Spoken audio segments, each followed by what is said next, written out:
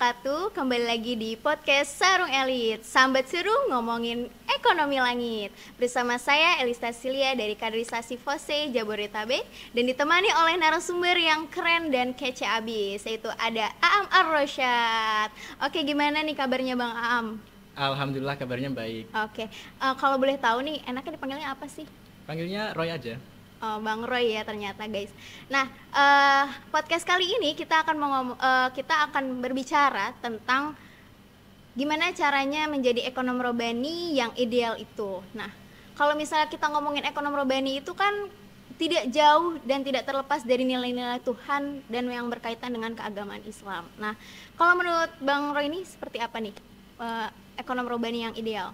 Oke, bahasanya cukup menarik ya. Gimana cara kita menjadi ekonom robani yang ideal? Tuh. Nah, kalau kita ngomongin terkait ekonom robani, tentunya yang pertama kita harus punya karakteristik ekonom robani.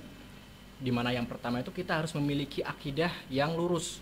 Dimana sekarang di era yang terdisrupsi ini kita digempur oleh ideologi-ideologi yang liberal gitu. Jadi kita harus bisa lurus dengan akidah kita gitu, akidah yang benar. Selain itu juga kita harus memiliki kompetensi lain yang menunjang dakwah kita.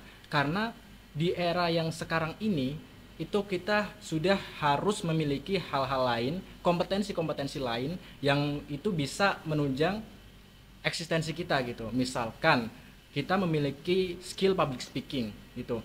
Nah, skill itu bisa menunjang dakwah kita nantinya untuk bisa mensiarkan ekonomi syariah dengan lebih luas gitu di berbagai channel atau berbagai media, misalkan di media online ataupun di media offline secara langsung seperti itu. Oke, berarti mengikuti perkembangan zaman lah ya istilahnya, dengan mencampuri nilai-nilai akidah gitu dan keislaman-keislaman yang ada di dalamnya. Nah, kalau menurut bisa dispesifikan lagi nih, untuk seperti apa sih karakter-karakter calon seorang ekonom robani menurut Bang Roy? Oke, karakteristik seorang ekonom robani. Yang pertama tadi sudah sempat aku spill ya. Yang pertama memiliki akidah yang lurus. Karena itu sudah wajib banget ya kita sebagai pendakwah, kita tentunya harus memiliki akidah yang lurus gitu. Terutama di era yang sekarang ini yang sudah aku sampaikan tadi bahwa banyak banget ideologi-ideologi yang liberal gitu. Kita harus bisa membentengi diri dari ideologi liberal tersebut gitu. Lalu yang kedua, kita itu harus memiliki karakteristik yang kokoh dan juga mandiri. Karena untuk bisa menjadi seorang pendakwah, karena kan setiap kita itu pendakwah ya, pendakwah untuk diri sendiri gitu kan. Dan juga kita harus mensiarkan kebaikan. Maka dari itu kita harus selesai dulu nih sama diri kita. Kita harus mandiri, ya kan? Nah, itu lalu yang selanjutnya itu kita harus bisa berpikir secara kreatif dan inovatif. Itu udah wajib banget ya untuk di era sekarang ini. Kalau kita nggak bisa berpikir kritis, kreatif dan juga inovatif, kita akan tergerus oleh zaman kayak gitu ya. Kita harus berkembang dengan kemajuan zaman gitulah. Lalu juga selain itu ya kita harus expert di bidang yang kita tekuni. Karena apa? Karena di era yang sekarang ini di mana kita bersaing dengan banyak orang, kita harus bisa memiliki skill yang emang kita bisa banget gitu di bidangnya. Lebih baik kita jago di satu bidang daripada kita bisa multitasking tapi biasa-biasa aja gitu. Jadi misalkan kita memiliki passion di bidang public speaking atau copywriting, ya kita tekuni bidang tersebut gitu. Lalu kita kolaborasikan dengan tujuan dakwah kita gitu. Misalkan kita bisa public speaking, copywriting gitu. Nah, kita bisa kolaborasikan dengan kita bisa membuat konten dakwah misalkan. Nah, karena sekarang ini kan selain kita dakwah secara offline, kita juga dakwah bisa melalui media online, misalkan di sosial media seperti itu kan. Ya mungkin kurang lebih seperti itu sih. Oke, berarti tadi ada, kalau nggak salah, ada mandiri ya, terus kritis juga, ada kreativitas dan expert di bidangnya gitu. Jadi multitasking nggak apa-apa, bagus banget ya. Tapi lebih baik kita menekuni di satu bidang, nantinya itu kita akan mendalami dan menjadi ekonom-ekonom robani yang ideal gitu ya. Oke. Kalau misalkan tadi udah ada karakter nih dan udah disebutin juga ya. Kalau misalkan untuk membumikan ekonom robani di muka bumi ini tuh gimana sih menurut Bang Roy? Oke, kita bicara di era sekarang ini ya, di mana ibaratnya di zaman sekarang ini kita memegang suatu kebenaran itu kayak memegang bara api gitu Oke, kan. heeh. Kita memegang suatu kebenaran itu kayak berat banget gitu ya, banyak banget mungkin kontra dari sana Iya, sini betul gitu betul. kan. Makanya kita di sini harus bisa mencoba untuk berdakwah tapi kita bisa beradaptasi gitu. Mungkin Oke. cara dakwah kita ya kita menyesuaikan gitu. Mungkin esensinya tetap tersampaikan, cuman ya kita menggunakan bahasa-bahasa yang bisa diterima terutama oleh kalangan milenial ataupun generasi Z gitu. Jadi di sini kita gak bisa lagi tuh berdakwah secara apa ya, bahasanya itu disamaratakan, gak bisa gitu. Mungkin kalau kita berdakwah dengan audiensnya itu pendatang-pendatang majelis gitu ya, atau mungkin anak-anak organisasi Islam, itu bisa dengan bahasa-bahasa yang memang sesuai dengan apa yang kita pelajari gitu, sesuai dengan teori-teorinya. Nah, tapi kalau kita berdakwah di secara luas gitu, misalkan di media sosial, kita harus bisa menggunakan bahasa yang mudah diterima oleh masyarakat seperti itu. Yang penting esensi dari dakwah kita tersampaikan gitu. Mungkin seperti itu ya. Oke, berarti kita harus pinter-pinter bisa menempatkan gitu ya teman-teman, di mana kita untuk di media sosial kepada siapa kita tujukan gitu, dakwah kepada siapa, atau milenial kah, atau orang yang sudah dewasa gitu ya. Nah, oke, ini udah makin seru banget ya pembahasannya. Oke, untuk yang pertanyaan selanjutnya nih Bang Roy, kalau misalkan secara kita udah tahu nih dari karakter seorang ekonom Robani, terus juga kita udah tahu nih cara menyampaikannya gitu. Tapi terkadang-kadang ada ujiannya nggak sih, kayak misalnya kita tuh sebenarnya bisa melakukan itu, tapi kita harus mengistiqomahkan itu seperti apa dengan dan mendakwahkannya itu bagaimana gitu secara masif gitu loh untuk ekonom Robani. Oke, ini juga pertanyaan yang keren ya, karena emang yang sulit itu istiqomah Iya ya. benar, Yang sulit istiqomah itu itu. istiqomah, yang berat itu bukan rindu tapi istiqomah. Gitu Oke, ya. siap.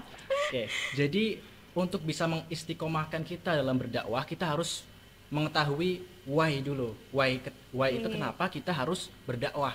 Kalau kita udah bisa tahu why-nya, itu kita bisa bisa mempertahankan keistiqomahan kita. Misalkan nih, misalkan aku harus berdakwah karena emang aku pengen menyebarkan kebaikan gitu, dan aku pengen ketika aku sudah meninggal nanti tetap ada sesuatu yang aku tinggalkan, yaitu mungkin karya-karya yang aku buat gitu, buat mengedukasi atau buat berdakwah gitu.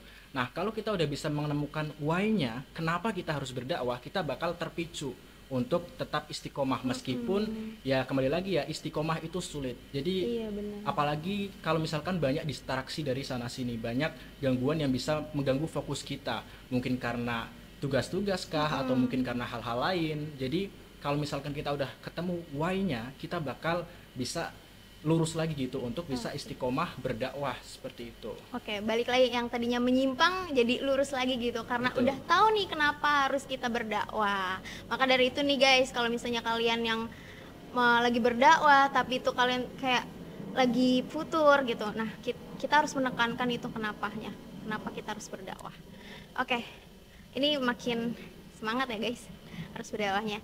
Oke, selanjutnya kalau misalkan kita udah berdakwah, kita udah istiqomahkan gitu ya, hal paling kecil apa dulu deh yang harus kita bangun gitu, yang harus kita bangun bagi seorang yang berperan di bidang pembangunan ekonomi Islam ini di Indonesia khususnya. Oke, pembangunan ekonomi Islam. Mungkin kalau kita bicara hal kecil, benar banget. Ketika kita memiliki mimpi yang besar, kita nggak perlu muluk-muluk. Karena sebuah mimpi yang besar itu harus dibangun dari hal yang terkecil, Oke. hal yang paling dekat dengan kita, gitu. Betul. Misalkan kita ingin membumikan ekonomi syariah. Nah, kita harus tahu dulu nih substansi atau esensi dari ekonomi Islam itu sendiri, yaitu ya misalkan kita bisa mulai dari orang-orang terdekat kita. Kalau tujuan kita untuk mengedukasi, ya coba kita mengedukasi dari keluarga terdekat kita gitu, sahabat-sahabat kita, teman kita, circle main kita gitu ya. Nah, terus kalau misalkan tujuan kita untuk aplikatif, mungkin kita bisa dengan bersedekah gitu ya, bersedekah, membiasakan sedekah setiap harinya, atau mungkin kita juga bisa membiasakan untuk berzakat gitu ya, dan juga bisa juga untuk kalau kita memiliki rezeki lebih berwakaf kayak gitu ya. Karena ya esensi dari ekonomi syariah itu sendiri ya gimana kita bisa berbagi dengan rekan-rekan kita ya kan, karena ya ekonomi syariah itu akan tercapai ketika semua orang itu merasa bahagia gitu, merasa sejahtera seperti itu. Wah, ini luar biasa sih. Mungkin dari hal-hal yang kecil yang terdekat sama kita nih ya, khususnya keluarga, teman dekat atau sahabat kalian gitu. Tapi dengan cara mungkin masuknya itu lebih ke friendly gitu, atau kita mempunyai tahu nih masuknya dari mana, bahasa yang harus digunakan tuh kayak apa gitu. Oke, ini udah sangat-sangat mendetail ya gitu. Kalau misalkan terakhir nih Bang Roy, harapan apa yang Bang Roy kasih dan harapan apa gitu ya untuk ekonomi Robani yang akan datang supaya menjadi lebih bagus, lebih ideal gitu? Oke, harapan untuk ekonomi Robani yang lebih ideal ya. Harapannya sih kedepannya kita dan para ekonom-ekonom Robani yang lain itu bisa memiliki skill lain yang bisa menunjang eksistensi kita gitu dalam menjadi seorang pendakwah ekonomi syariah itu sendiri gitu. Karena kan kita berdakwah nggak harus dengan dakwah di majelis-majelis gitu kan, walaupun ya tetap itu kalau misalkan kita memiliki kesempatan untuk berdakwah di majelis itu justru sangat-sangat bagus. Tapi kita bisa berdakwah di mana saja gitu.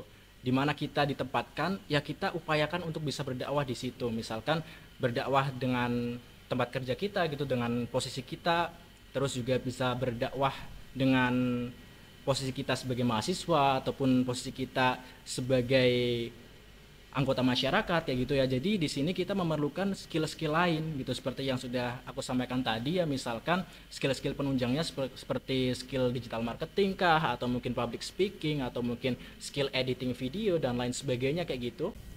Oke, harapan untuk ekonomi Robani menurut Bang Roy untuk kedepannya itu kayak gimana sih Bang?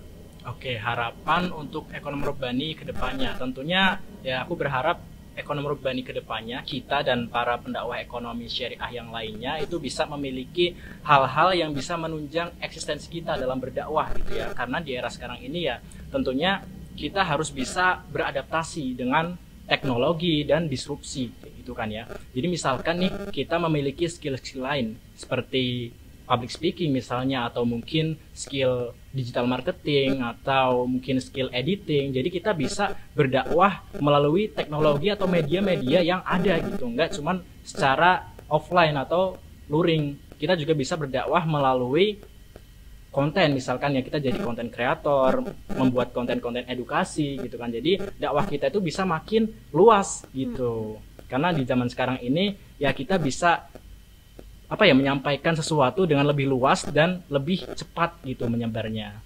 Oke, berarti harus serba bisa ya kalau kita harus mau mendakwah itu.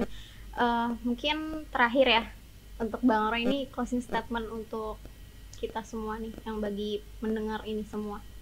Oke, mungkin closing statementnya ya, dalam menjadi seorang ekonom Robani pasti banyak banget tantangannya gitu, apalagi di era sekarang ini seperti yang aku sampaikan tadi ya, bahwa kita itu ibaratnya ketika kita memegang kebenaran itu kayak kita memegang bara api gitu, bakal sangat sulit dan bakal banyak ujiannya.